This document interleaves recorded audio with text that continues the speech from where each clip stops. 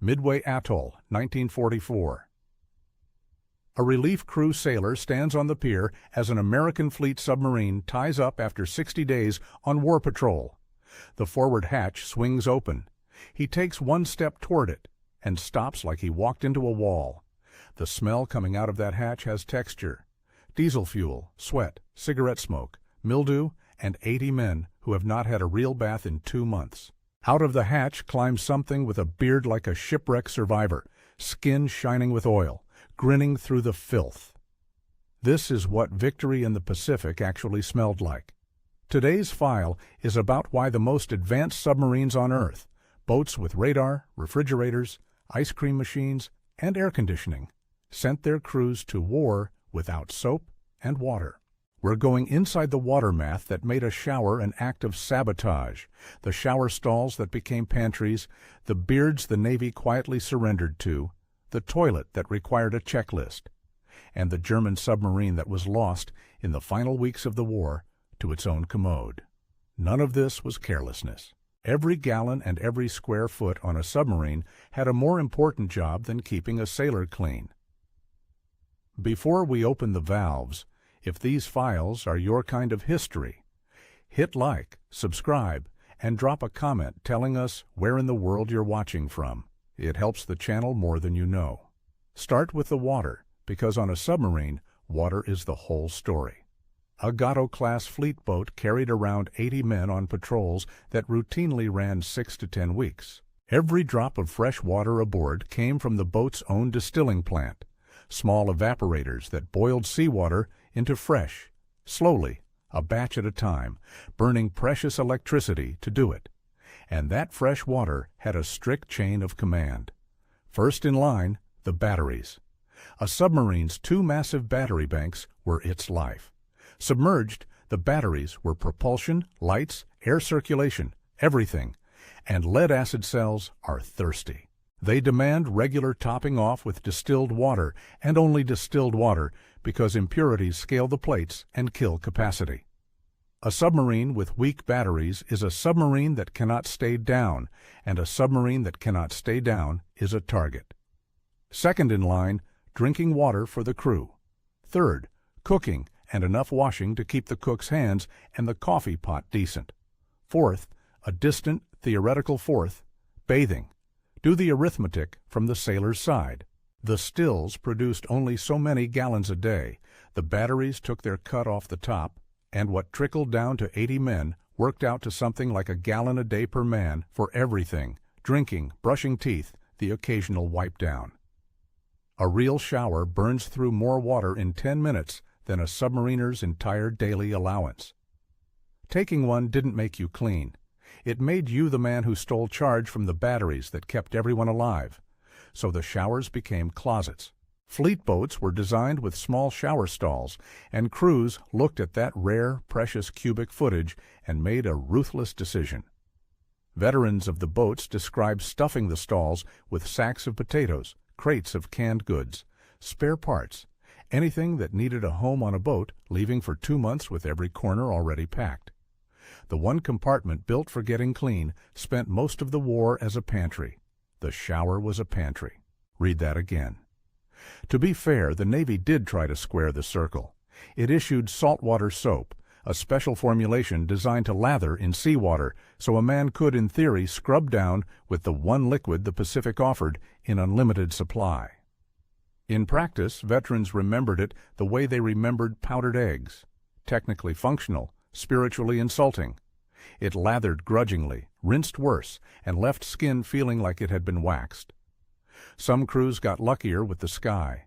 Accounts from the boats describe skippers in safe transit waters letting men strip on deck during a hard tropical squall for a 2-minute rain bath. Fresh water, falling free, the only shower the ocean ever gave away. In a war zone, surfaced and naked was not a combination anyone enjoyed for long. You took your rain bath fast, and you remembered it for weeks. Now add the heat. The Pacific War was fought in some of the warmest water on the planet, and a submarine is a sealed steel tube sitting in it, filled with running diesel engines, electric motors, cooking ranges, and dozens of human bodies. In the engine rooms, temperatures routinely passed 100 degrees with humidity to match. Men stood watches soaked through, wrung out their dungarees and put them back on. In the tropics, the working uniform on many boats degraded to shorts, sandals, and a film of sweat and diesel oil. Skin paid the price. Prickly heat, angry rashes across the back, chest, and anywhere clothing touched, was a standard companion on patrol. And with bathing off the menu, there was no washing it away. You powdered it, cursed it, and stood your watch. Here's the detail that tells you everything about the priorities involved. American fleet submarines had air conditioning, a genuine luxury in the 1940s, something German U-boat crews could only dream about. But the Navy didn't install it for the crew. The engineering problem was condensation. Humid air inside a cold steel hull turns into water. Water drips into electrical equipment, and dripping water shorts circuits, corrodes contacts, and starts fires. The air conditioning existed to keep the electronics and switchboards dry enough to fight. Any comfort the crew felt was a side effect, and in the heat-soaked after compartments, they often felt very little of it. The machines got the air conditioning, the men got the sweat. And yet, by the standards of the undersea war, the American boats were floating hotels. Hold them up against the other side for a moment. A German Type 7 U-boat, the workhorse of the Atlantic, crammed roughly 50 men into a hull dramatically smaller than a fleet boat, with no air conditioning at all. In the cold Atlantic, the steel hull sweated. Condensation ran down the walls in streams the crews had a name for, soaking bunks, clothes, and food. Fresh provisions rotted in days. Crews joked grimly about the white fur of mold that grew on the hanging loaves of bread. The boat had 2 toilets, but on a war patrol, one of them left port stuffed to the ceiling with provisions, which meant one working head for some 50 men for weeks on end. There were no showers, full stop. Men lived in the same leather gear from port to port, and the resulting atmosphere, diesel, bilge water, mold, and humanity, was so notorious that veterans of every navy simply called it U-boat smell. American submariners went 60 days without a shower. A German submariner would have called that luxury. The beards followed the same cold logic. Shaving takes fresh water, and fresh water was spoken for. Multiply one shave by 80 faces by 60 mornings, and the razor became an expense the boat could not justify. So on many boats, captains simply stopped fighting it. Leave port clean-shaven, come home looking like a prospector. The patrol beard became one of the great unofficial traditions of the submarine force, part practicality, part morale, part superstition, in the same family as sailors who wouldn't shave until the boat was safely home. Skippers who fought the Japanese with legendary aggression surrendered without a shot on the subject of facial hair. Look at the famous photographs of returning submarine crews from the Pacific War, the men grinning on deck next to the battle flag, and count the beards. Wartime photographs of returning crews look like a mining camp that somehow captured a warship. And the Navy, an institution that in 1944 had regulations for how to fold a T-shirt, looked at those beards and said nothing useful. Because the alternative was explaining where the shaving water was supposed to come from. Then there was the toilet. Using the head on a submerged submarine was not like using any other toilet on Earth, because when you flush at depth, you're asking the contents of a small steel bowl to leave the boat against the crushing pressure of the ocean outside. The system that accomplished this was a sequence of valves, air pressure, and timing. And the sequence mattered. Operate the valves out of order, and the ocean answers back, returning everything you sent, plus seawater, at pressure, into the compartment and onto the operator. Submariners had a whole vocabulary for this disaster, and new men were trained on the head the way they were trained on weapons. If that sounds like an exaggeration, the Germans provided the proof, and it cost them a submarine. In mid-April 1945, 3 weeks before the end of the war in Europe, the U-boat U.1206 was on patrol in the North Sea off Scotland, running at depth. It carried a newer model of high-pressure head, one designed to flush directly against deep-sea pressure, and it was notoriously tricky to operate. Something in the sequence went wrong. Accounts of the incident describe seawater flooding in through the toilet system, finding its way down onto the battery cells below. And seawater on battery acid generates chlorine gas, which is poison in a sealed tube. The captain, Karl-Adolf Schlitt, had no choice. Surface right off the British coast in the last month of a lost war.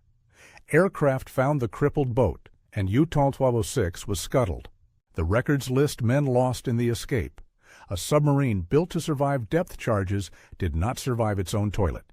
Now put yourself inside the routine, because the routine is where the 60 days actually lived. You're 3 weeks into patrol, somewhere in enemy water. You come off the midnight watch in the after-engine room where it's 100 degrees and the deck plates vibrate through your sandals, and you make your way forward through compartments lit dim red for night running. Your dungarees have been sweated through and dried so many times they've gone stiff, and the smell of diesel is not on you anymore. It's in you, in your pores, your hair, the taste in the back of your mouth. You reach your bunk. It's warm. It's warm because a torpedoman climbed out of it 20 minutes ago, because on a crowded fleet boat the junior men hot-bunked. More sailors than beds, the same mattresses in use around the clock, shift after shift. Nobody's sheets were clean, and nobody's sheets were entirely their own. You lie down anyway, in the heat, against the hum of the motors, and you are asleep in 90 seconds.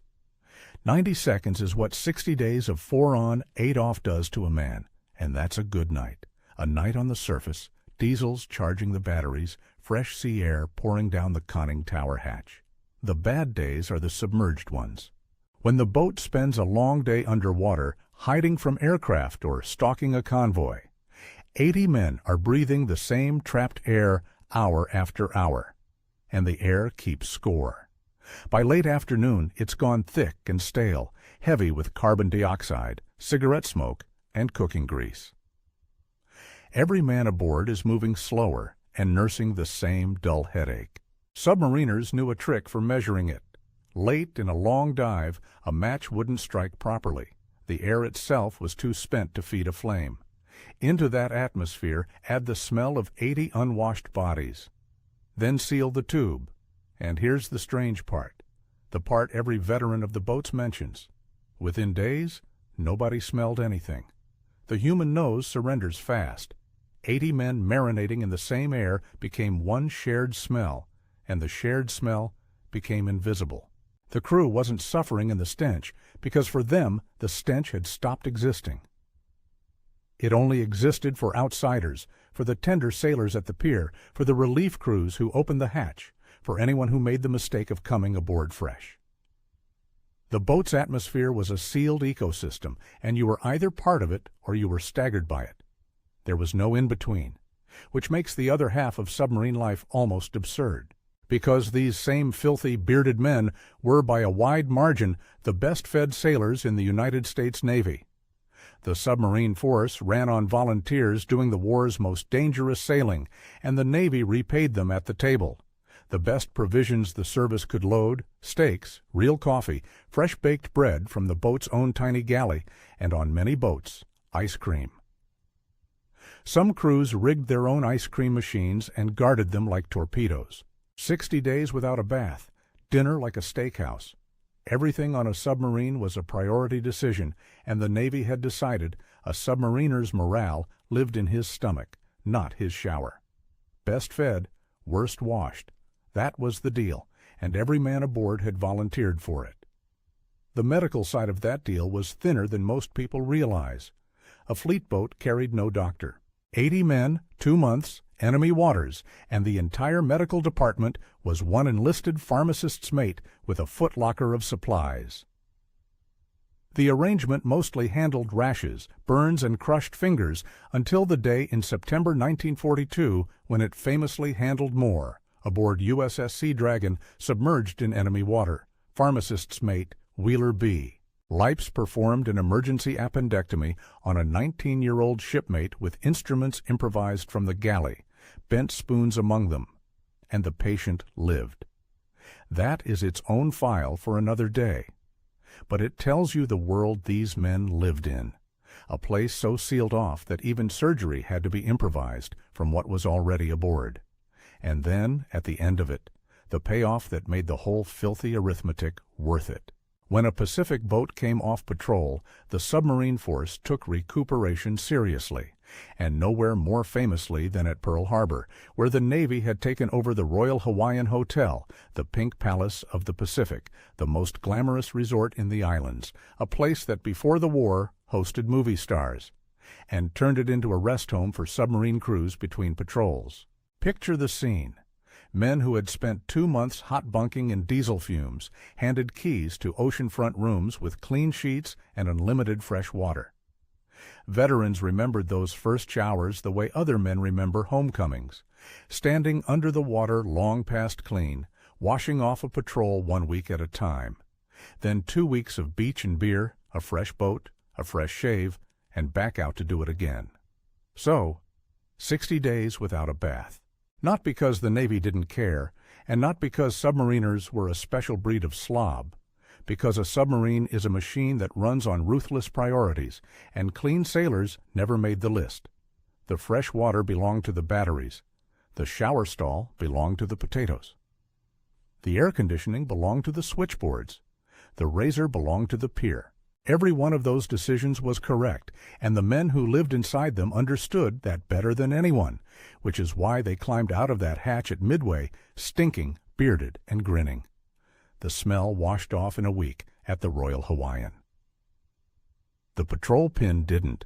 If you rowed the boats, or your father or grandfather did, how long was his longest stretch without a real shower, and did his skipper allow the beard?